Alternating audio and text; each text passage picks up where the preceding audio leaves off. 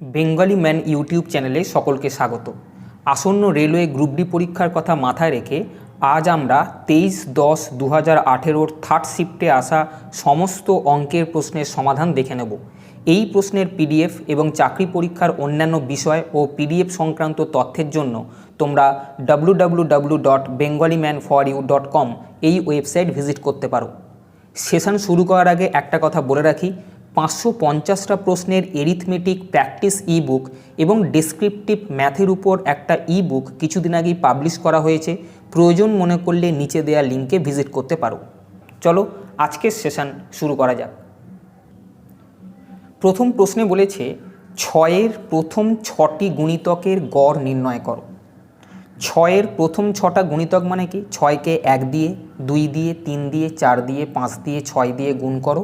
যে সংখ্যাগুলো পাওয়া যাবে সেই সংখ্যাগুলোর গড় নির্ণয় করো, যেভাবে গড় নির্ণয় করা যায়।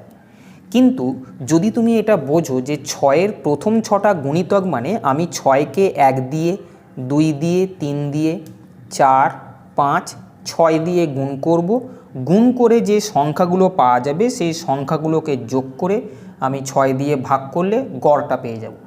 কিন্তু ওটা করার বদলে যেহেতু 1, 2, 3, 4, 5, 6 ইত্যাদি দিয়ে 6কে তোমাকে গুণ করতে হবে, এই প্রথম 6টা সংখ্যার গড় বার করে নাও। প্রথম 6টা সংখ্যার গড় কীভাবে বার করবে? এদিক থেকে দুটো আর এদিক থেকে দুটো ছেড়ে দাও, মাঝখানে দুটো সংখ্যা থাকছে। দেখো এখানে যেহেতু 6টা সংখ্যা থাকছে তাই এদিকে দুটো বাদ দিয়ে মাঝখানের দুটোর গড় বার করবে। যদি 5টা সংখ্যা থাকতো তাহলে এদের মাঝখানের সংখ্যাটা অর্থাৎ 3 হতো গড়, অর্থাৎ সেক্ষেত্রে আমি এদিকে দুটো আর এদিকে দুটো বাদ দিয়ে বলতাম 3 হচ্ছে গড়। যেহেতু এখানে 6টা সংখ্যা আছে তাই মাঝখানের দুটো সংখ্যা, যে দুটো সংখ্যা থাকবে তাদের গড় বার করবে।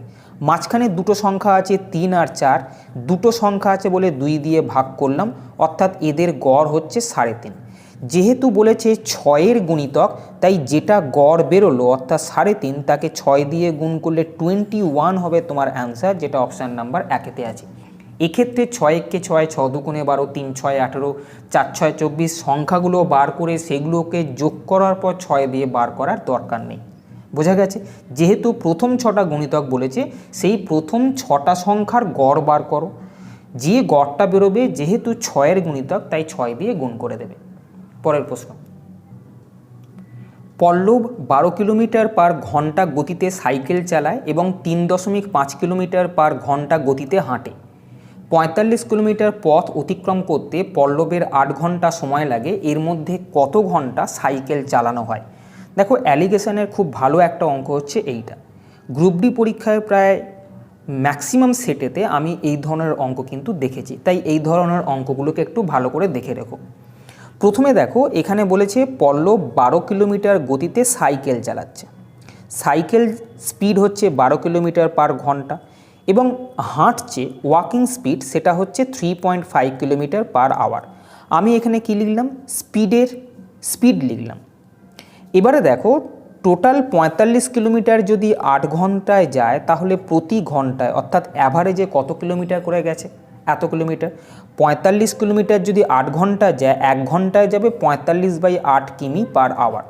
এই যে অ্যাভারেজ স্পিড এটাকে এইখানে রাখতে হয় অ্যালিগেশন প্রসেসে 45/8। তাহলে আমি এখানে দেখলাম এই যে 3টে ফিগার এগুলো সবই হচ্ছে স্পিড। এই স্পিড যেহেতু এখানে ভগ্নাংশ আছে 8, প্রথমে এইটাকে 8 দিয়ে সবাইকে গুণ করে নাও, তাতে করে ক্যালকুলেশনের সুবিধে হবে। নাহলে 45কে 8 দিয়ে ভাগ করে দশমিক বার করতে হবে, ক্যালকুলেশন টাফ হয়ে যাবে। যখন এরকম ভগ্নাংশ থাকবে, এই যে ভগ্নাংশে হরেতে 8 আছে, 8 দিয়ে সবাইকে গুণ করে নাও, তাহলে কীরকম হবে? 8 দিয়ে এটাকে গুণ করলে 8 12 96, 8 দিয়ে 3.5কে যদি গুণ করি 28 এবং 8 দিয়ে 45/8কে গুণ করলে 45 বেরোবে। এবার এই যে বিয়োগটা আমরা করি অ্যালিগেশন প্রসেসে, ক্রস বিয়োগটা, বিয়োগ করার পর এখানে আসছে 17 এবং এখানে আসছে 51। তাহলে এই রেশিওটা হবে 17:51 এবং এই রেশিওটা হবে টাইমের রেশিও। খেয়াল রেখো এখানে যদি স্পিড থাকে, যেমন এটা 12, 3.5, 45/8, এই স্পিডটাকে আমি এইভাবে লেখার পর এই যে এটা তো স্পিড ছিল, স্পিড থেকে যে রেশিওটা ক্রস করে আসে সেই রেশিওটা সবসময় টাইমের রেশিও হয়, এটা খেয়াল রাখবে। এটা যদি কাটি তাহলে 1:3 আসে। অর্থাৎ আমি বলতে পারি সাইকেলে করে সে যদি 1 ঘন্টা যায় তাহলে হেঁটে যাবে 3 ঘন্টা, অর্থাৎ মোট সাইকেলে এবং হেঁটে 3 ইউনিট সময় যায়।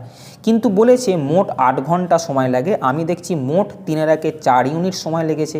ওরা বলেছে এইটা হচ্ছে 8 ঘন্টা, তাহলে 1 ইউনিটের ভ্যালু কত? 2 ঘন্টা। কি চেয়েছে? সাইকেলে কত ঘন্টা সাইকেলে গেছে। দেখো সাইকেলে গেছে 1 ইউনিট, সাইকেলে 1 ইউনিট গেছে এবং 1 ইউনিটের ভ্যালু হচ্ছে 2 ঘন্টা, অর্থাৎ সাইকেলে 2 ঘন্টা গেছে, যেটা অপশান নাম্বার 1-তে আছে। পরের প্রশ্ন 3 প্রশ্নে বলেছে বুলেট ট্রেনটি না থেমে 12 ঘন্টায় যাত্রা শেষ করে। এটি 30 কিলোমিটার পার ঘন্টা দ্রুততর গতিতে ভ্রমণ করলে 10 ঘন্টা 40 মিনিটে যাত্রা সম্পন্ন করত। 12 ঘন্টায় যাত্রা শেষ করার জন্য ট্রেনের গতি কত ছিল? কি বলেছে? 12 ঘন্টায় যাত্রা শেষ করার জন্য ট্রেনের গতি কত ছিল? মনে করো ট্রেনের গতি ছিল x কিলোমিটার পার ঘন্টা।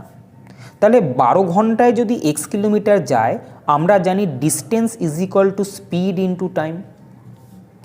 12 ঘন্টায় গেছে, টাইম হচ্ছে 12, স্পিড আমি x ধরেছি, তাহলে এটা হলো x গুণিতক 12। এটা কি?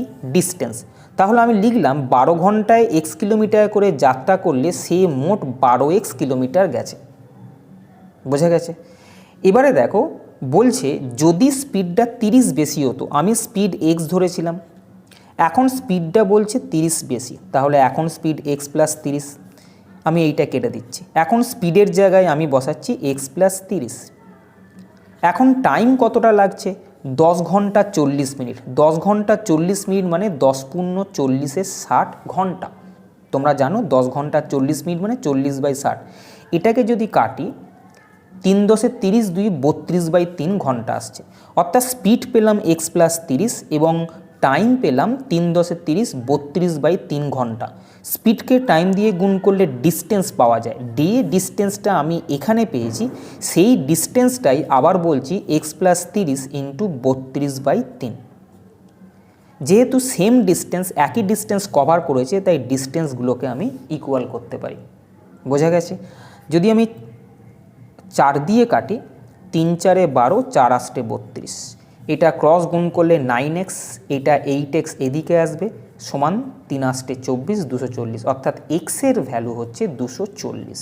তাহলে ট্রেনটার গতি x ছিল, অর্থাৎ 240 কিলোমিটার পার ঘন্টা, যেটা অপশান নাম্বার 4-তে আছে। পরের প্রশ্ন, একটি সংখ্যাকে 8 দিয়ে বিভাজ্য হতে হলে সেই সংখ্যাটির শেষ ড্যাশটি অঙ্ক 8 দিয়ে বিভাজ্য হতে হবে। তোমরা জানো 8 দিয়ে বিভাজ্যতার সিস্টেম হচ্ছে কোনো সংখ্যার শেষ 3টে অঙ্ক যদি 8 দিয়ে ভাগ করা যায় তাহলে পুরো সংখ্যাটাই 8 দিয়ে ভাগ করা যাবে। তাহলে এক্ষেত্রে উত্তর হবে অপশান নাম্বার 4, যে শেষ 3টি অঙ্ককে 8 দিয়ে বিভাজ্য হতে হবে। পরের প্রশ্ন, 5 প্রশ্নে বলেছে 3টি সংখ্যার গড় ছিল 35, সংখ্যা সমূহের পরিসর 24, বৃহত্তম এবং মধ্যম সংখ্যার মধ্যে পার্থক্য মধ্যম এবং ক্ষুদ্রতম সংখ্যার মধ্যে পার্থক্যের 3 গুণ। 3টি সংখ্যার বৃহত্তম সংখ্যাটি কত? দেখো এখানে বলেছে 3টে সংখ্যার গড় 35, তাহলে 3টে সংখ্যার সমষ্টি বা টোটাল কত হবে? 35কে 3 দিয়ে গুণ করলে আমি বলবো 105, তাহলে 3টে সংখ্যার সমষ্টি 105। এবারে এখানে বলেছে সংখ্যাসমূহের পরিসর। সংখ্যাসমূহের পরিসর বলতে বোঝায় হাইয়েস্ট নাম্বার আর লোয়েস্ট নাম্বারের পার্থক্য হচ্ছে 24, এটা হবে পরিসর বা রেঞ্জ। রেঞ্জ বা পরিসর বলতে বোঝায় হাইয়েস্ট নাম্বার এবং লোয়েস্ট নাম্বার, বৃহত্তম এবং ক্ষুদ্রতম সংখ্যার মধ্যে পার্থক্য, সেটাই হচ্ছে সংখ্যাসমূহের পরিসর, সেটা দেওয়া আছে 24। এবং আর একটা কথা বলেছে বৃহত্তম এবং মধ্যম সংখ্যার পার্থক্য, হাইয়েস্ট নাম্বার আর মিডিল নাম্বারের পার্থক্য, এটা সমান মধ্যম এবং ক্ষুদ্রতম সংখ্যার পার্থক্যের 3 গুণ। মধ্যম, মিডিল এবং ক্ষুদ্রতম অর্থাৎ লোয়েস্ট নাম্বারের পার্থক্যের 3 গুণ। বোঝা গেছে? এবারে দেখো এই প্রশ্নগুলোর ক্ষেত্রে অপশান মেথড বেস্ট। ক্যালকুলেশন না করে অপশান ধরে করবে, খুব তাড়াতাড়ি আসবে। আমি এটাকে কি করব, এক্ষেত্রে যদি আমি এটা ব্র্যাকেট খুলতাম -3l আসতো, এই মাইনাস 3l আমি এই দিকে নিয়ে চলে আসছি, তাহলে প্লাস 3l হবে। আর মাইনাস এমটা এদিকে নিয়ে যাব 3m, আর মাইনাস এম এদিকে গেলে হবে 4m। জাস্ট এদিকে l আর mটাকে ট্রান্সফার করলাম। এবারে দেখো এখানে যে অপশান দেওয়া আছে সেটা হচ্ছে বৃহত্তম সংখ্যা কোনটা সেটা। ক্যালকুলেশনের রেসপেক্টে সবচেয়ে ছোট সংখ্যা দিয়ে স্টার্ট করো, কেন আমি যত বড় সংখ্যা দেবো আমার ক্যালকুলেশনটা তত জটিল হবে, তাই তো। এখানে 52 বড় সংখ্যা, আমি 49 ছোট সংখ্যা দেখতে পাচ্ছি, তারপর 50, তারপর 51, তিনটে অপশান যদি না হয় তাহলে 52 উত্তর হবে। সেক্ষেত্রে বড় সংখ্যাটাকে আমাকে ক্যালকুলেশন করতে হবে না। আমি এখানে ধরছি যে বড় সংখ্যাটার কথা বলেছে সেটা হচ্ছে 49। যদি বড় সংখ্যাটা 49 হতো তাহলে ছোট সংখ্যাটা কত হবে? তুমি বলবে বড় সংখ্যা যদি 49 হয় তাহলে ছোট সংখ্যাটাকে 25 হতে হবে, তবেই 49 থেকে 25 বাদ দিলে 24 আসবে। বোঝা যাচ্ছে? তাহলে আমি দেখলাম আমি ধরছি বড় সংখ্যাটা 49, ছোট সংখ্যাটা হচ্ছে 25। তাহলে বড় আর ছোট সংখ্যার সমষ্টি কত? তোমরা বলবে 74। এই দুটোর যোগফল 74। দুটো সংখ্যার যোগফল 74, কিন্তু তিনটে সংখ্যার যোগফল 105 দেওয়া আছে। তাহলে মিডিল নাম্বারটা কত হবে? তিনটে সংখ্যার যোগফল থেকে যদি এদের যোগফলটা বাদ দেওয়া হয় তাহলে 31 হবে মিডিল নাম্বারটা। তাহলে আমি দেখলাম আমি যদি বড় সংখ্যাটা 49 ধরি তাহলে ছোট সংখ্যাটা হবে 25 এবং মাঝের সংখ্যাটা হবে 31। এই তিনটে সংখ্যা এই ইকুয়েশনটাকে স্যাটিসফাই করছে কিনা একবার চেক করে নাও। এইচ এর value 49 plus 3 into lowest number অর্থাৎ 25। তাহলে এই জায়গাটা ক্যালকুলেশন করে কত আসছে? 19 প্লাস 75 124। আমি দেখব ডান পক্ষেও 124 আসছে কিনা। 4 ইন্টু মিডিল নাম্বার 31 আছে, অর্থাৎ এটাও 124 আসছে। তার মানে আমি যেটা ধরেছিলাম যে বড় সংখ্যা 49 সেটাই উত্তর। বোঝা গেছে? পরের প্রশ্ন। ধরা যাক একটি জিনিসের লিখিত মূল্যের উপর 10% ছাড় দিয়ে জিনিস বিক্রি করে আপনি 17% লাভ করলেন।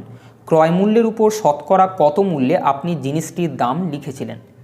দুভাবে অঙ্কটা করা যায়। একটা রেশিও মেথডে, আমি যেটা প্রথমে দেখাচ্ছি, এখানে কস্ট প্রাইস, সেলিং প্রাইস এবং মার্ক প্রাইস বা ধার্য মূল্যের কথা বলা হয়েছে। লিখিত মূল্য বা ধার্য মূল্য, যেটাকে আমরা মার্ক প্রাইস বলি, তার উপরে 10% ছাড় দিয়ে জিনিস বিক্রি করছে। মার্ক প্রাইস যদি 100 হয়, 10% ছাড় দিচ্ছে, 100 টাকায় 10 টাকা ছাড় দিলে 90 টাকায় জিনিসটা বিক্রি করছে। তাহলে বিক্রয় মূল্য আর ধার্য মূল্যের রেশিও 90:100 অথবা বলতে পারো 9:10।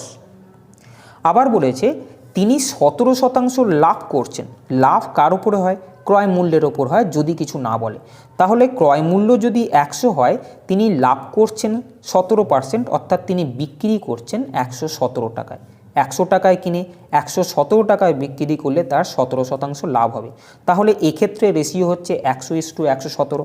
দেখো এক্ষেত্রে বিক্রয় মূল্য আর বিক্রয় মূল্য, এখানে বিক্রয় মূল্য দুটো সমান হতে হবে, কারণ একটাই জিনিসের বিক্রয় মূল্যের কথা এখানে বলা হয়েছিল।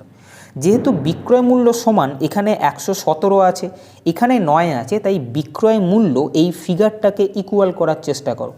117 এখানে আনার জন্য আমাকে এটাকে 13 দিয়ে গুণ করতে হবে, তবে 117 আসবে। রেশিওর এই পার্টটাকে 13 দিয়ে গুণ করলে এই পার্টটাকেও 13 দিয়ে গুণ করতে হবে।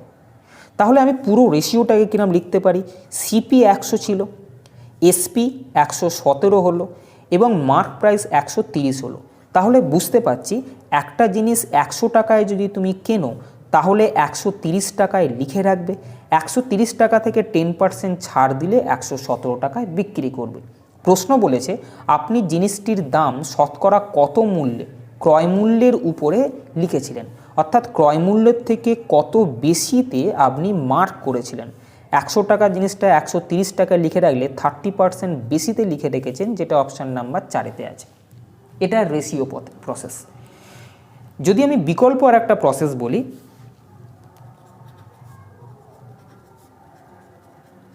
মার্ক প্রাইস মনে করো 100x, 10% ছাড় দিচ্ছে, এর ওপর 10% ছাড় দিলে এটা হবে 90x বলতে পারি। আবার দেখো ক্রয় মূল্যের উপর 17% লাভ, আমি যদি ক্রয় মূল্য 100y ধরি তাহলে 17% লাভ মানে কি 117yতে আমি বিক্রি করব। যেহেতু সেলিং প্রাইস দুটো ইকুয়াল, তাহলে আমি বলতে পারি 90x is equal to 117y, যেটা এখানে করেছিলাম, ইকুয়াল করার জন্য গুণ করেছিলাম। তাহলে x/y এর ভ্যালু কত হবে?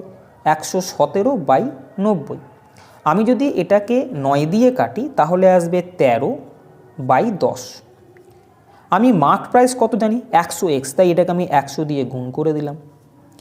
এটাকে আমি জানি কি 100y, তাই এটাকে আমি 100 দিয়ে গুণ করে দিলাম। তাহলে মার্ক প্রাইস আর কস্ট প্রাইস এটা আমি পেলাম 100x/100y। এদিকে গুণ করার জন্য কোনো এফেক্ট কিন্তু এদিকে পড়লো না। আমি এই দিকে করতে পারি কি, ওপর নিচে 10 দিয়ে গুণ করতেই পারি, কোনো অসুবিধে নেই। 10 দিয়ে গুণ করলে 0 0 কেটে যাবে, কোনো অসুবিধে নেই। তাহলে দেখতে পাচ্ছি 100y মানে হচ্ছে কস্ট প্রাইস, অর্থাৎ কস্ট প্রাইস যদি 100 হয়, 100x এটা হচ্ছে মার্ক প্রাইস তখন 130। অর্থাৎ 100 টাকার জিনিসটা আমি যদি 130 টাকায় লিখে রাখি, তাহলে আমি 30% বাড়িয়ে লিখছি। এইভাবেও তোমরা করতে পারতে। পরের প্রশ্ন, একটি পরীক্ষায় 40% ছাত্র গণিতে ফেল করে, 30% ইংরেজিতে এবং 10% উভয় বিষয়ে ফেল করে। উভয় বিষয়ে পাস করেছে যে ছাত্ররা, তাদের শতাংশ কত? দেখো, এক্ষেত্রে তিনটেই ফেল বলেছে। এই ম্যাথমেটিক্স, ইংলিশ, এটা বোথ, অর্থাৎ অঙ্ক আর ইংলিশ দুটোকেই কভার করছে, তাই এইভাবে আঁকাটা হয়। এটা হচ্ছে ম্যাথমেটিক্স যেখানে 40% ফেল করেছে, এইটা হচ্ছে ইংলিশ যেখানে 30% ফেল করেছে, এবং এইটা হচ্ছে বোথ যেটা 10% ফেল করেছে। তিনটেই যদি ফেলে থাকে বা তিনটেই যদি পাসে থাকে, তখন আমরা দেখব যে মোট ফেল কত করেছে। মোট ফেল মানে যে কোনো একটা বিষয় এবং উভয় বিষয়, এটাকে মোট ফেল বলবো। যে কোনো একটি বিষয় এবং উভয় বিষয়ে ফেল করেছে এরকম ছাত্রছাত্রীর বা ছাত্রের সংখ্যা কত? সেই সংখ্যাটা হচ্ছে এর মধ্যে, এই যে আঁকাটা আছে আমি যেটাকে হাইলাইট করছি, এর মধ্যে যে ফিগারগুলো আছে তাদের যোগফল, সেটা হবে ফেল। এখানে দেখতে পাচ্ছি পুরোটা ছিল 40, লিখলাম, প্লাস এই পুরোটা হচ্ছে 30। কিন্তু দেখো, আমি যখন এই পুরোটা নিচ্ছি তখন এই 10 ঢুকে আছে, আবার এই 30 যখন নিচ্ছি তখনও 10 ঢুকে আছে, অর্থাৎ 10কে আমি দুবার লিখেছি, তাই একবার মাইনাস করে দাও। বোঝা গেছে? দুবার 10। আমি চাইছি যে এই ফিগারটা, এইটা আর এইটুকুনি ফিগার, এটা হচ্ছে পুরো 40, পুরো 30, এবং এইটা যেহেতু দুবার এসছে তাই একবার মাইনাস করো। 70 থেকে 10 মাইনাস করলে 60%। এটা কি আসবে? এটা যেহেতু পুরোটা ফেল ছিল তাই 60% ফেল মানে একটি বিষয় এবং উভয় বিষয়ে ফেল করেছে এরকম ছাত্রের সংখ্যা 60%। বলেছে যে উভয় বিষয়ে পাস করেছে তাদের শতাংশ কত? 100% টোটাল ছাত্রছাত্রী, তার মধ্যে 60% যদি ফেল করে তাহলে 40% পাস করবে উভয় বিষয়। উত্তরটা আসবে উভয় বিষয়ে পাস করবে 40%, যেটা অপশান নাম্বার 2-তে আছে। পরের প্রশ্নে দিয়েছে 10 থেকে 20-র মধ্যে মৌলিক সংখ্যাগুলোর গসাগু কত? 10 থেকে 20 বলুক, 10 থেকে 100 বলুক, মৌলিক সংখ্যার গসাগু সবসময় 1 হয়, যেটা অপশান নাম্বার 1-তে আছে। পরের প্রশ্ন, নিচের সমীকরণ সমাধান করুন। দেখো, এটাকে আমি 6 9 54 লিখতে পারি, ইন্টু √6 যেরম আছে, 9 √3 √6 গুণিতক √6। √6কে √6 দিয়ে গুণ করলে শুধু 6 হয়, আর 3 ছিল, অর্থাৎ উত্তর হবে 3 6 18, যেটা অপশান নাম্বার 2-তে আছে। পরের প্রশ্ন, দুটি ব্যাংকে 5000 টাকা সরল সুদে 2 বছরে 25 টাকার পার্থক্য দেখায়। দুটি ব্যাংকের সুদের হারের মধ্যে পার্থক্য খুঁজে বের করুন। দেখো, যখন এরকম ইন্টারেস্টের পার্থক্য বা টাইমের পার্থক্য বা রেটের পার্থক্য তিনটের মধ্যে যে কোনো দুটো দিয়ে আরেকটা চাইবে, সেক্ষেত্রে সিম্পল ইন্টারেস্টের বেসিক যে ফর্মুলা আছে সেটা ইউজ করবে। বেসিক ফর্মুলা হচ্ছে 100i = PTR, যেখানে i মানে হচ্ছে ইন্টারেস্ট, p মানে প্রিন্সিপাল, t মানে টাইম এবং r মানে হচ্ছে রেট পার্সেন্টেজ। শুধু ইন্টারেস্ট, প্রিন্সিপাল, টাইম, রেট বললেও এই ফর্মুলাটা ইউজ করবে। যদি পার্থক্য বলে, ইন্টারেস্টের পার্থক্য, টাইমের পার্থক্য, রেটের পার্থক্য, সেক্ষেত্রেও এই ফর্মুলাটাই ইউজ করবে। এখানে 5000 টাকা বলেছে, অর্থাৎ প্রিন্সিপাল অ্যামাউন্ট হচ্ছে 5000, টাইম 2 বছর বলেছে, তাই আমি টি এর জায়গায় 2 লিখলাম। সুদের হারের পার্থক্য অর্থাৎ রেটের পার্থক্য চেয়েছে, অর্থাৎ আর এর ভ্যালু বার করতে হবে। 100 ছিল, ইন্টারেস্টের পার্থক্য 25 দিয়েছে, তাই আমি এখানে 25 লিখলাম। তাহলে 4r এর ভ্যালু হচ্ছে 1, 4r এর ভ্যালু যদি 1 হয়, r এর ভ্যালু হচ্ছে 1/4, 1/4 মানে 0.25, অর্থাৎ রেট পার্সেন্টেজ হচ্ছে 0.25%, যেটা অপশান নাম্বার 2-তে আছে।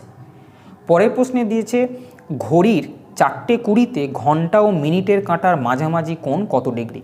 যারা এই ধরনের অঙ্কগুলো প্রথম দেখছো বা আগে কোনো দিন করনি, ঘড়ির অঙ্কের যে ভিডিওটা চ্যানেলে আছে, পারলে সেটা একবার দেখে নিও। দেখো, ঘন্টা ও মিনিটের কাঁটার মাঝামাঝি কোণ এটা করার জন্য একটা সূত্র মনে রাখতে হয়, সেটা হচ্ছে 30h - m × 11/2, যেখানে h মানে হচ্ছে ঘন্টার কাঁটা যেখানটা বলেছে, এবং m মানে হচ্ছে মিনিটের কাঁটা। h মানে ঘন্টার কাঁটা এবং m বলতে মিনিটের কাঁটাটাকে বোঝানো হবে। এক্ষেত্রে 4:20 মানে প্রথমটা হচ্ছে ঘন্টার কাঁটা এবং 20 এটা হচ্ছে মিনিটের কাঁটা, এইভাবে আমরা ধরবো। তাহলে h এর ভ্যালু 4 এবং m এর ভ্যালু 20, জাস্ট এখানে বসাতে হবে। 30 × h এর ভ্যালু 4 মাইনাস m এর ভ্যালু 20 গুণিতক 11/2। তাহলে 120 থেকে 110 বাদ দিলে 10 ডিগ্রি, এটা হবে এই প্রশ্নের উত্তর। এই প্রশ্নটাই কিন্তু আরেকভাবে করতে পারত, তোমাকে বলতে পারতো যে 4:20-তে সবচেয়ে বড় যে অ্যাঙ্গেলটা উৎপন্ন হয় তার মান কত।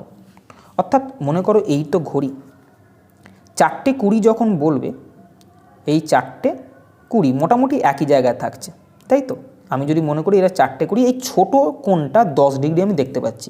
আর একটা কোণ উৎপন্ন হয়, সেটা হচ্ছে এই কোণটা। এই কোণটার ভ্যালু কত তোমাকে বলতে হবে।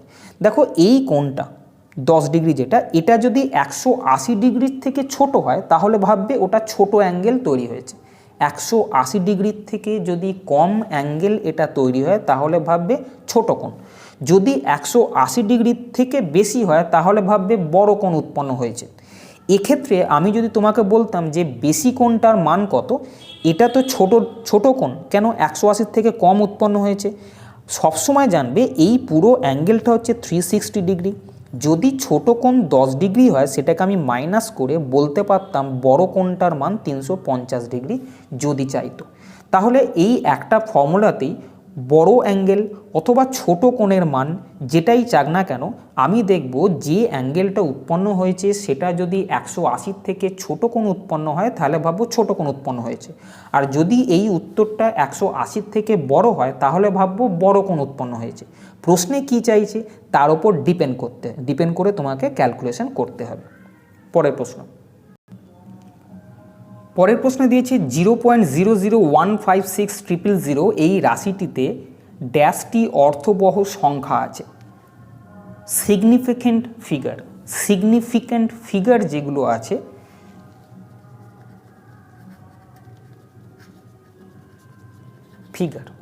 অর্থবহ সংখ্যা, এগুলো কিভাবে করে একটু জেনে রাখো। দেখো, সিগনিফিক্যান্ট ফিগার্স যেগুলো হয় 1 2 3 4 5 6 7 8 9, এই 9টা ডিজিট সিগনিফিক্যান্ট।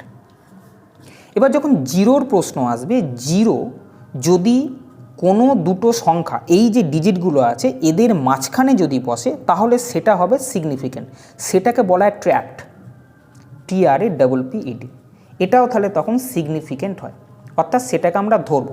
ট্র্যাপ্ট মানে কি, মনে করো 102 আছে, আমি তখন এই জিরোটাকে সিগনিফিক্যান্ট ফিগার হিসেবে কাউন্ট করব।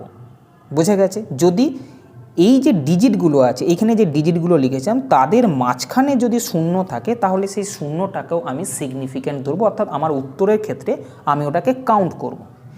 যদি জিরো যদি সামনে থাকে, তাহলে এটা কখনো সিগনিফিক্যান্ট হবে না, অর্থাৎ আমরা তাকে ধরব না। কিন্তু এটা সামনে থাকলো, যদি ডেসিমেল থাকে, তাহলে ডেসিমাল বা দশমিকের পরে দশমিকগুলোকে আমরা নেব। বোঝা যাচ্ছে? যদি ডেসিমেল থাকে, ডেসিমেলের পরে দশমিকগুলোকে আমরা নেব। আমি এই প্রশ্নটায় যাওয়ার আগে কতগুলো নমুনা দিয়েছি, যাতে করে এই প্রশ্নটা তোমরা করতে পারো। আমি যদি উদাহরণ দিই, মনে করো 0.06002, এর মধ্যে কতগুলো সিগনিফিক্যান্ট ফিগার আছে বা অর্থবহ সংখ্যা আছে। আমি যেটা বলছি, এই জিরোটা কেন দেয়া হয়, এই দশমিকটাকে ডিনোট করার জন্য, তাই এটাকে ধরবে না। দশমিকের পরে যদি জিরো থাকে সেইটা সিগনিফিক্যান্ট না, আমি এটাকে কাউন্ট করব না। এটাকে তো কাউন্ট করবই না, কেন এইটা দেয়া হয়েছে এই দশমিকটাকে বোঝানোর জন্য। দশমিকের পরে যতগুলো জিরো থাকবে আমি নেব না যতক্ষণ না এই ডিজিট স্টার্ট হচ্ছে। যেহেতু একটা জিরো আছে আমি এটাকে কাউন্টিং করব না।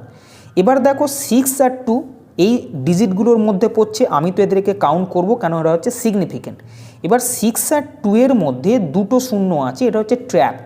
ট্র্যাপ মানে হচ্ছে এখানকার ডিজিটগুলোর মধ্যে যে কোনো দুটো ডিজিটের মধ্যে যদি শূন্য থাকে তাহলে সেগুলোকেও আমি কাউন্ট করব।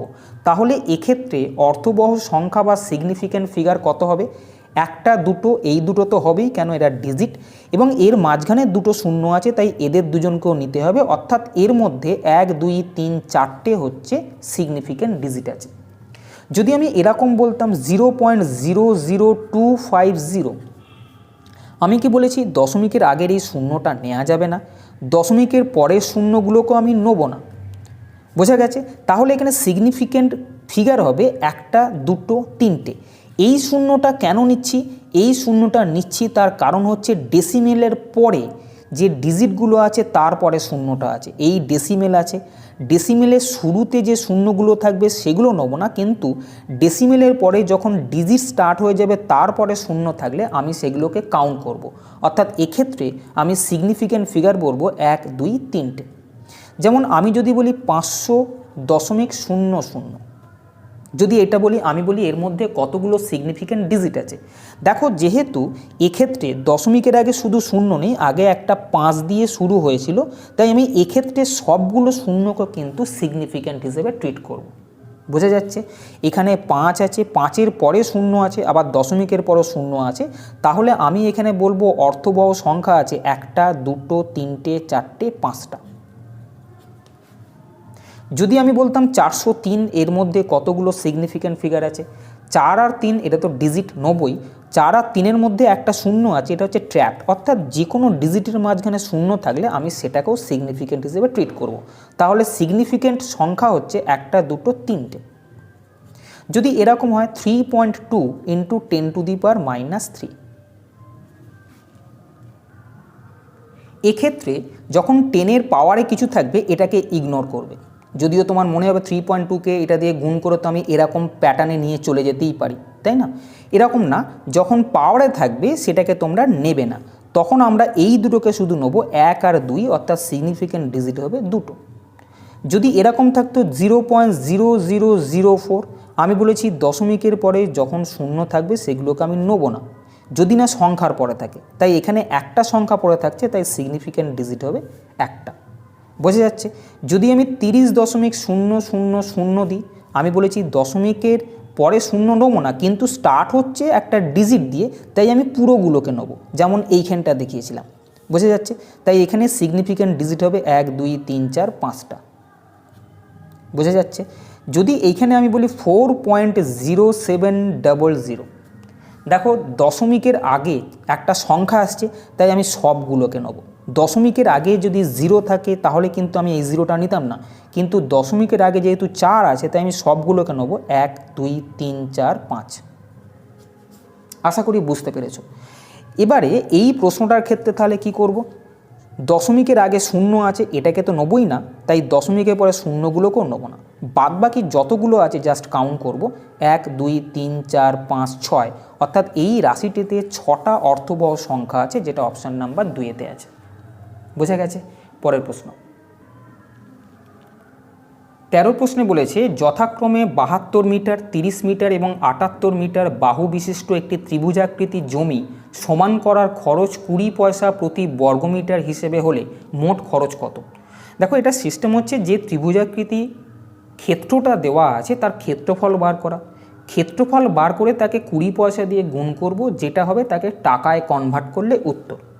কিন্তু 3টে ফিগার দেওয়া থাকলে, অর্থাৎ ত্রিভুজের ক্ষেত্রফল বার করার জন্য আমরা যখন সূত্র ইউজ করি তখন দেখতে হবে ত্রিভুজটা অ্যাকচুয়ালি কী ত্রিভুজ। চাকরি পরীক্ষায় ম্যাক্সিমাম সময় আমি দেখেছি ফিগারগুলো এরকম বড় দিয়ে দেয় বলে তোমরা ত্রিভুজের যে ক্ষেত্রফলের সূত্র আছে √s into s minus A into S minus B into S minus C সেটা ফেলতে আরম্ভ করে দাও। কিন্তু আগে দেখবে যে তিনটে বাহুর মাপ দিয়েছে সেটাকে রেশিও বার করে দেখো যে এটা কী অবস্থায় আসছে। আমি যদি এটা 6 দিয়ে কাটি তাহলে 12, 5, 13 আসছে। 5, 12, 13 এই রেশিওটা একটা সমকোণী ত্রিভুজের তিনটে বাহুকে রিপ্রেজেন্ট করে। মানে কি, সমকোণী ত্রিভুজের ক্ষেত্রে তোমরা জানো অতিভুজ সবথেকে বড় বাহুটা হয়, এটা হচ্ছে 13, আর বাদবাকি যারা আছে তারা হচ্ছে লম্ব আর ভূমি হয়। দেখো লম্ব স্কোয়ার প্লাস ভূমি স্কোয়ার সমান অতিভুজের স্কোয়ার হচ্ছে, 5 স্কোয়ার প্লাস 12 স্কোয়ার সমান 13 স্কোয়ার হচ্ছে। পিথাগোরাসের উপপাদ্য যে তিনটে সংখ্যা মেনে চলবে তাদেরকে ট্রিপলেট বলা হয়। তাহলে 5, 12, 13 হচ্ছে ট্রিপলেট। 5, 12, 13 কোত্থেকে এসছে? এই ফিগারগুলো থেকে এসছে। তার মানে এই তিনটে সংখ্যা একটা ট্রিপলেট তৈরি করে। যাই ট্রিপলেট তৈরি করে তাহলে আমি বলবো এই তিনটে সংখ্যার মধ্যে বড় সংখ্যাটা অর্থাৎ 78 হচ্ছে অতিভুজ এবং বাদবাকি সংখ্যা অর্থাৎ 30 আর 72 এরা যথাক্রমে লম্ব আর ভূমি। তাহলে ত্রিভুজটা সমকোণী ত্রিভুজ, এটাকে খুব তাড়াতাড়ি তোমাকে হদিশ করে নিতে হবে। এই ত্রিভুজটার ক্ষেত্রফল কত? সমকোণী ত্রিভুজের ক্ষেত্রফলের ফর্মুলা হচ্ছে হাফ ইন্টু ভূমি ইন্টু উচ্চতা। এটা ত্রিভুজটার ক্ষেত্রফল। প্রতি বর্গমিটারে 20 পয়সা করে খরচ হলে মোট খরচ হবে এত পয়সা। ক্ষেত্রফল এত, 20 পয়সা করে প্রতি বর্গমিটারে, তাই 20 পয়সা দিয়ে গুণ করছো। টাকায় উত্তর চেয়েছে, পয়সাকে টাকায় কনভার্ট করতে গেলে 100 দিয়ে ভাগ করতে হবে, তার কারণ 100 পয়সায় 1 টাকা। এটা 20 পয়সা ছিল, 20 পয়সাকে টাকায় কনভার্ট করে নিলাম। এটা যেটা হবে সেটাই কিন্তু এখানকার উত্তর হবে। বোঝা যাচ্ছে? তাহলে এটাকে জাস্ট কাটতে হবে, 0 কেটে দাও, কাটলাম, এখানে 2, 2 কেটে দিলাম। তাহলে 3 2 6, 3 7 21, 216 যেটা অপশান নাম্বার 1-তে আছে। বোঝা গেছে? পরের প্রশ্ন, এ, বি এবং সি 2:3:5 অনুপাতে মূলধন বিনিয়োগ করেছে। তাদের বিনিয়োগের মেয়াদের অনুপাত ছিল 4:5:6। তাদের লাভের ভাগ যেই অনুপাতে বিতরণ করা হবে সেটা হলো। পার্টনারশিপের ক্ষেত্রে আমরা দেখেছি যে এক্ষেত্রে একটাই ফর্মুলা ইউজ হয়, সেটা হচ্ছে P = IT। P মানে হচ্ছে প্রফিট বা লাভ, I মানে ইনভেস্টমেন্ট বা মূলধন এবং T মানে টাইম বা সময়। অর্থাৎ প্রফিট = ইনভেস্টমেন্ট ইন্টু টাইম। এই জিনিসটাই পার্টনারশিপে লাগে। ABC 3 জনের কথা বলা হয়েছে, যেখানে ইনভেস্টমেন্টের রেশিও দেওয়া আছে 2:3:5 এবং বিনিয়োগ করেছে সেই মেয়াদ মানে টাইমের অনুপাত দেওয়া আছে 4:5:6। বলেছে লাভের ভাগ অর্থাৎ প্রফিটের রেশিও কত হবে। আমরা জানি প্রফিট মানে হচ্ছে ইনভেস্টমেন্ট ইন্টু টাইম, অর্থাৎ ইনভেস্টমেন্টকে টাইম দিয়ে গুণ করব, সেটা প্রফিট বেরোবে। ইনভেস্টমেন্ট টাইম গুণ করলে 4 2 8, ইনভেস্টমেন্ট টাইম গুণ করলে 3 5 15, ইনভেস্টমেন্ট টাইম গুণ করলে 5 6 30, অর্থাৎ উত্তর হলো 8:15:30, যেটা অপশান নাম্বার 1-তে আছে। পরের প্রশ্ন, বিয়াস 12 দিনে একটি কাজ করতে পারে এবং স্ফূর্তি একই কাজ করতে পারে 15 দিনের মধ্যে। যদি উভয়ই একসঙ্গে কাজ করে তবে কাজ শেষ করতে কতদিন সময় লাগবে? দেখো, একজন x দিনে আর একজন যদি y দিনে কাজ করে তাহলে দুজনে মিলে কাজটা শেষ করবে xy/x + y দিনে। বোঝা যাচ্ছে? তাহলে এক্ষেত্রে একজন 12 দিনে করছে আর একজন 15 দিনে করছে, x × y/x + y। এই সূত্রটা আমরা সবাই জানি। 27 3 4 12, 3 9 27, 3 3 9, 3 5 15, অর্থাৎ 20/3 দিন, যেটা অপশান নাম্বার 3-তে আছে। পরের প্রশ্নে বলেছে 5 অঙ্কের সর্বমোট কয়টি সংখ্যা আছে, অর্থাৎ মোট কটা 5 অঙ্কের সংখ্যা হয়। এটা যাওয়ার আগে একটা আমি তোমাকে জিনিস বলি।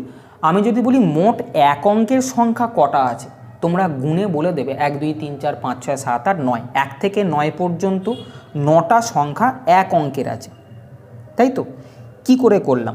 দেখো, যখন 1 অঙ্কের আমি কথা বলছি, আমি দেখব যে 1 অঙ্কের সংখ্যা শেষ ডিজিট হচ্ছে 9। আমি 9 না করে আমি বলবো 10, এবং এখান থেকে প্রথম যে ডিজিটটা আছে 1 অঙ্কের সেটাকে মাইনাস করে দেবো, দিয়ে বলবো 9টা এরকম সংখ্যা আছে যেটা হচ্ছে 1 অঙ্কের। তাহলে যখন এরকম কটা সংখ্যা নির্ণয় করতে বলবে তখন 1 অঙ্কের যেহেতু বলেছি, তাই আমি দেখব 1 অঙ্কের শেষ কোথায়। আমি জানি 9 হচ্ছে লাস্ট এক অঙ্কের ডিজিট। আমি 9-এর পরবর্তী সংখ্যাটাকে বসাবো এবং এক অঙ্কের সবচেয়ে ছোট সংখ্যাটা সেখান থেকে বিয়োগ করে দেবো। বিয়োগ করে দিয়ে বলবো যে বিয়োগ ফলটা হবে সেই ততগুলো সংখ্যা আছে এক অঙ্কের। এক্ষেত্রে 5 অঙ্কের চেয়েছে। আমি 5 অঙ্কের সবচেয়ে শেষ সংখ্যাটা কত? 1 2 3 4 5, তাই তো? 5 অঙ্কের বৃহত্তম সংখ্যাটা হচ্ছে 5টা 9। আমি কি বললাম? বৃহত্তম যেটা হবে তার পরের সংখ্যাটা আমি এখানে লিখব। 5টা 9-এর পরবর্তী সংখ্যা অর্থাৎ 1 অ্যাড করলে সেটা হয়ে যাবে 1-এর পিছনে 6টা শূন্য, সরি 5টা শূন্য। দেখো যে 6 ডিজিট হয়ে গেল। 5 ডিজিট ছিল, 1 2 3 4 5 6 হলো, অর্থাৎ এর পরবর্তী সংখ্যাটা আমি লিখব। আর একটা কী বলেছিলাম? আর একটা বলেছিলাম 5 অঙ্কের ক্ষুদ্রতম সংখ্যাটা কত সেটা এখান থেকে বিয়োগ করব। 5 অঙ্কের ক্ষুদ্রতম সংখ্যা তোমরা জানো 1-এর পিছনে 4টে শূন্য।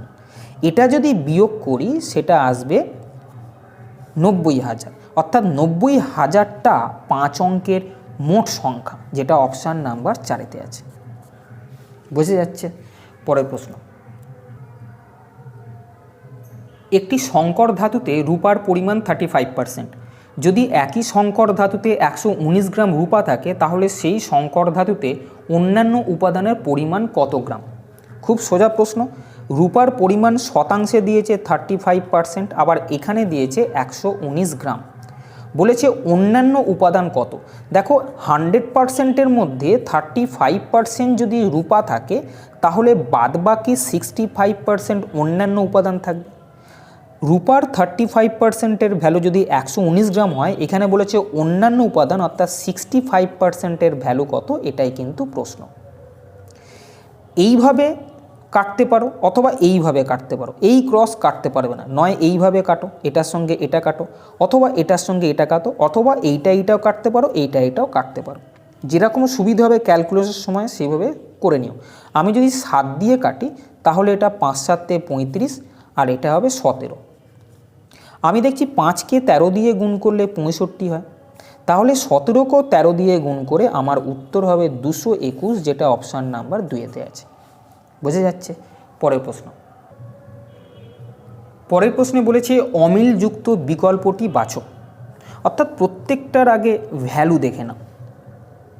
এক্ষেত্রে tan 45 ডিগ্রির ভ্যালু 1, cos 0-র ভ্যালু 1, sin 90-র ভ্যালু 1, কিন্তু tan 90-র ভ্যালু হচ্ছে অসংজ্ঞাত। তাহলে দেখলাম সবার মান 1, এটাই শুধু অসংজ্ঞাত হচ্ছে, তাহলে এটা হচ্ছে অমিল। অমিল সিতে আছে, সি আছে 3-এতে, তাই উত্তর হবে অপশান নাম্বার 3। বোঝা গেছে? খুব সিম্পল প্রশ্ন। 19-এর প্রশ্নে বলেছে মান নির্ধারণ করো, এটার ভ্যালু কত। দেখো এইটা যখন করবে খুব তাড়াতাড়ি করে নেবে। 4 3 12, 4 5 20,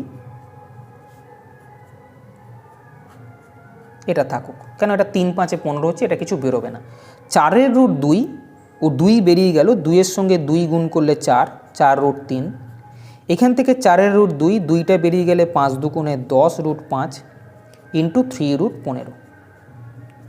বোঝা গেছে? এইটা 4 10 40কে 4 10 40 দেখো এখান থেকে বাইরে থেকে বেরোচ্ছে। বোঝা গেছে? না, এখানে 40 আর এখানে 3, 120। বাইরের সংখ্যা হচ্ছে 120, এখানে রুট 15 আছে, এইটা 3 5 15, অর্থাৎ এটাও রুট 15। রুট 15-র সঙ্গে রুট 15 গুণ করলে শুধু 15, তাহলে উত্তর হবে 1800, যেটা অপশান নাম্বার 3-এতে আছে। বোঝা গেছে? পরের প্রশ্ন, 20 প্রশ্নে বলেছে লসাগু নির্ণয় করো। তোমরা জানো ভগ্নাংশের লসাগু বার করলে আমরা জানি এই যে লব আছে, লবগুলোর লসাগু বার করতে হয় এবং হর যেগুলো আছে সেগুলোর গসাগু বার করতে হয়। এটা হচ্ছে ভগ্নাংশের লসাগু বের করার সূত্র। লসাগু বললে উপরগুলোর লসাগু, নিচেরগুলোর গসাগু। গসাগু বললে উপরগুলোর গসাগু, নিচেরগুলোর লসাগু বার করতে হবে। বোঝা গেছে? তাহলে আমি দেখব 9 15 27-এর লসাগু কত।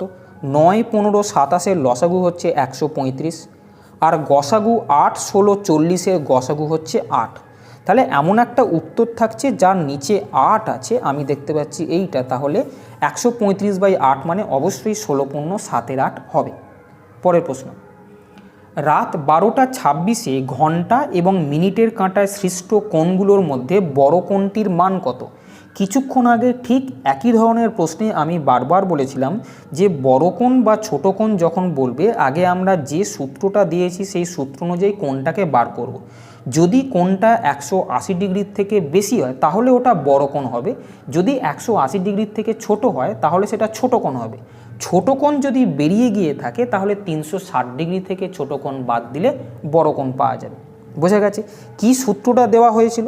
সূত্র দেওয়া হয়েছিল 30h মাইনাস m ইন্টু 11/2।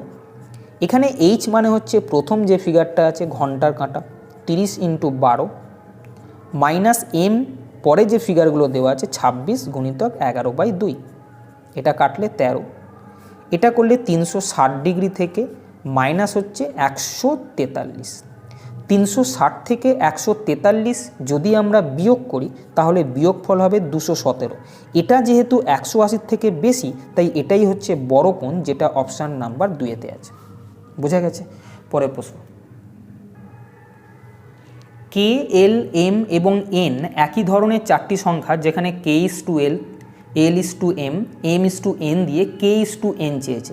দেখো কে একদম প্রথমে ছিল, এন একদম শেষে আছে, কে ইস টু এন চাইছে। যদি প্রথমের জিনিস আর শেষের জিনিসের রেশিও চায় তাহলে এইগুলোকে কে বাই এল মানটা এদিকে একটু দূরে লেখো 3/4 গুণিতক চিহ্ন দাও, এল বাই এম এদিকে লেখো, এদিকে গুণিতক চিহ্ন দিয়ে এল বাই এম এর মান হচ্ছে 8/9 এবং এম বাই এন এটাকে এইভাবে লিখো এম বাই এন, এইদিকে গুণ চিহ্ন দিয়ে এম বাই এন এর মান 15/16 করো। তাহলে এইটা সমান এইটা করলে সুবিধে কী হবে, sorry L L M M কেটে গিয়ে কে বাই এন পড়ে থাকবে। বুঝে গেছে? তাহলে এই দিকে আমরা কেটে নেব, এদিকে কাটলে 8 দুগুণে 16, 3 তিরিক্ষে 9 এবং 3 5 15, অর্থাৎ কাটলে উত্তর আসছে 5/8, অর্থাৎ কে বাই এন এর ভ্যালু 5:8, যেটা অপশান নাম্বার 4-তে আছে। বুঝে গেছে? পরের প্রশ্ন, একটি দোকানে বিভিন্ন ধরনের বিস্কুট বিক্রি হয়। দোকানে বিক্রি 60% হয় মাল্টিগ্রেইন বিস্কুট এবং 40% হয় অন্যান্য বিস্কুট বেচে। প্রতি মাসে দোকানে বিক্রি হয় 6 লক্ষ টাকা। মাল্টিগ্রেইন বিস্কুটের জন্য দোকানে বিক্রি কত টাকার হয়? এখানে অঙ্কটা একটু ভুল আছে, প্রতি ত্রৈমাসিকে ছিল, ত্রৈমাসিকে দোকানে গড় বিক্রি হয় 6 লক্ষ টাকা। প্রতি ত্রৈমাসিকে মানে কি প্রতি 3 মাসে 6 লক্ষ টাকার বিক্রি হয়। প্রতি 3 মাসে যদি 6 লক্ষ টাকার বিক্রি হয় তাহলে প্রতি মাসে কত টাকার বিক্রি হয়? 6 লক্ষকে 3 দিয়ে ভাগ করলে 2 লক্ষ টাকা। আমি এটা বলতে পারি প্রতি মাসে 2 লক্ষ টাকার বিক্রি। এখানে প্রতি ত্রৈমাসিকে 6 লক্ষ টাকার মানে প্রতি মাসে 2 লক্ষ টাকার বিক্রি হয়। বোঝা গেছে? এবার দেখো প্রতি মাসে 2 লক্ষ টাকার বিক্রি হয় মানে 100% বিস্কুট যদি আমি ধরি 100%-এর ভ্যালু হচ্ছে 2 লক্ষ টাকা। যে 100% বিস্কুট প্রতি মাসে 100% বিস্কুট বিক্রি হচ্ছে যার ভ্যালু হচ্ছে 2 লক্ষ টাকা। এবারে এখানে দোকানে বিক্রির যা বিক্রি হবে তার 60% হচ্ছে মাল্টিগ্রেন। বলেছে মাল্টিগ্রেন বিস্কুটের জন্য দোকানের বিক্রি কত টাকার হয়। এখানেও চেঞ্জ করতে হবে দোকানের সম্ভাব্য মাসে বিক্রি কত হয়। প্রশ্নটা একটু গণ্ডগোল ছিল, আমারই এটা ঠিক লেখা হয়নি। সম্ভাব্য মাসিক বিক্রি কত হয় এটা ছিল। যেহেতু এখানে মাসে বিক্রি চেয়েছিল তাই এখানে ত্রৈমাসিক থেকে মাসে বার করতে হয়েছিল। ত্রৈমাসিকে 6 লাখ টাকা মানে প্রতি মাসে 2 লাখ টাকা।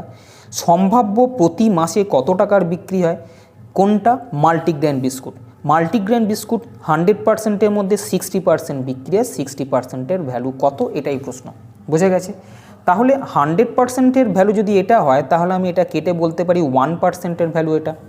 এটাকে 60 দিয়ে গুণ করলে 60% আসে, তাই এটাকে 60 দিয়ে গুণ করলে আমাদের অ্যান্সার আসবে 6 দুগুণে 12, পিছনে 4টে শূন্য, অর্থাৎ 1,20,000 টাকার বিক্রি হবে, যেটা অপশান নাম্বার 4-তে আছে। বোঝা গেছে? পরের প্রশ্ন, রুদ্রনীল 30টি পরীক্ষায় গড়ে 24 নম্বর পেয়েছে, কিন্তু ইন্দ্রনীলের কেবল 27টি পরীক্ষা দিয়ে প্রাপ্ত গড় নম্বর হলো 22। যদি প্রতিটি পরীক্ষার মোট নম্বর 45 হয় তাহলে রুদ্রনীলের সমান নম্বর বজায় রাখতে হলে ইন্দ্রনীলকে বাকি 3টি পরীক্ষার মধ্যে যে কোনো একটিতে কমপক্ষে কত নম্বর পেতে হবে? খুব সোজা এবং ভালো প্রশ্ন।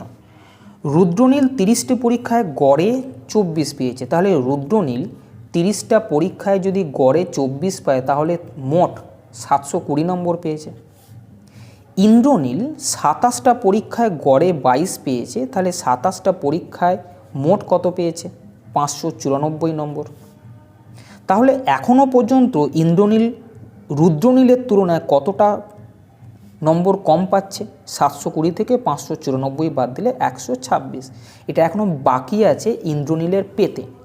বলেছে যদি প্রতিটি পরীক্ষায় মোট নম্বর 45 হয় তাহলে রুদ্রনীলের সমান নম্বর বজায় রাখতে ইন্দ্রনীলকে বাকি 3টি পরীক্ষা মানে কি 30টা পরীক্ষা ছিল, তার মধ্যে 27টা ইন্দ্রনীল অ্যাটেন্ড করেছে, আর 3টেতে কত নম্বর পেতে হবে, তাই তো? আর 3টেতে মোট 126 নম্বর পেলে সে রুদ্রনীলের সমান নাম্বার পাবে, এটা আমরা বুঝতে পারলাম। এটা চাইনি।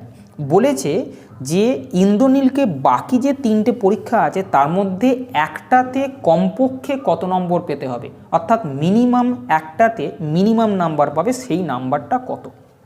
দেখো মোট 3টে এখনও পরীক্ষা বাকি আছে, 1, 2, 3টে। তার মধ্যে যে কোনো একটাতে মিনিমাম নাম্বার পেতে হবে। আমি মনে করলাম এইটাতে মিনিমাম নাম্বার সে পাবে। এইটাতে মিনিমাম নাম্বার পেতে গেলে বাদবাকি দুটোতে ম্যাক্সিমাম নাম্বার পেতে হবে। খেয়াল রেখো, কোনো একটায় মিনিমাম নাম্বার পেতে গেলে বাদবাকিগুলোতে ম্যাক্সিমাম নাম্বার পেতে হবে। পরীক্ষায় ম্যাক্সিমাম নাম্বার কত? 45। তার মানে বাকি যে দুটো পরীক্ষা আছে তাতে ম্যাক্সিমাম নাম্বার যেহেতু 45, এই দুটো পরীক্ষার দুটোতেই 45 অর্থাৎ 90 পেতেই হবে। ম্যাক্সিমাম নাম্বার পেয়ে গেল দুটোতে। যদি এই দুটোতে 90 পেয়ে যায় তাহলে বাকিটায় কত পাবে? 3টে পরীক্ষা মিলিয়ে 126 পেলে তবে সে রুদ্রনীলের সমান নাম্বার পাবে। এই 126-এর মধ্যে দুটো পরীক্ষায় ম্যাক্সিমাম নাম্বার যদি সে পায় তাহলে 45, 90 পেয়ে যাবে। বাকি যে 36 নাম্বার থাকছে সেই 36 নাম্বারটা এই পরীক্ষায় পাবে, যেটা কিনা মিনিমাম নাম্বার হবে। বোঝা গেছে? মিনিমাম নাম্বার একটা পরীক্ষায় পেতে গেলে বাদবাকিগুলোতে ম্যাক্সিমাম নাম্বার পেতে হবে। যেহেতু পরীক্ষায় ম্যাক্সিমাম নাম্বার 45, তাই ওই দুটো পেপারে 45, 90 পেতে হবে। মোট 126-এর মধ্যে দুটো পেপারে 90 পেলে বাদবাকি যেটা আছে 36, এই মিনিমাম 36 নাম্বার এই পেপারটাতে পেতেই হবে, যাতে করে গেলে সে 720 নাম্বার পায়। তাহলে উত্তর হবে অপশান নাম্বার 2। বোঝা গেছে? তাহলে আজকে এই পর্যন্তই। যদি সেশনটা ভালো লাগে তবে চ্যানেলটা সাবস্ক্রাইব করো এবং বন্ধুদেরকেও শেয়ার করো, যাতে করে তারাও সমানভাবে উপকার পায়। ভালো থেকো, ভালোভাবে পড়াশোনা করো। টাটা।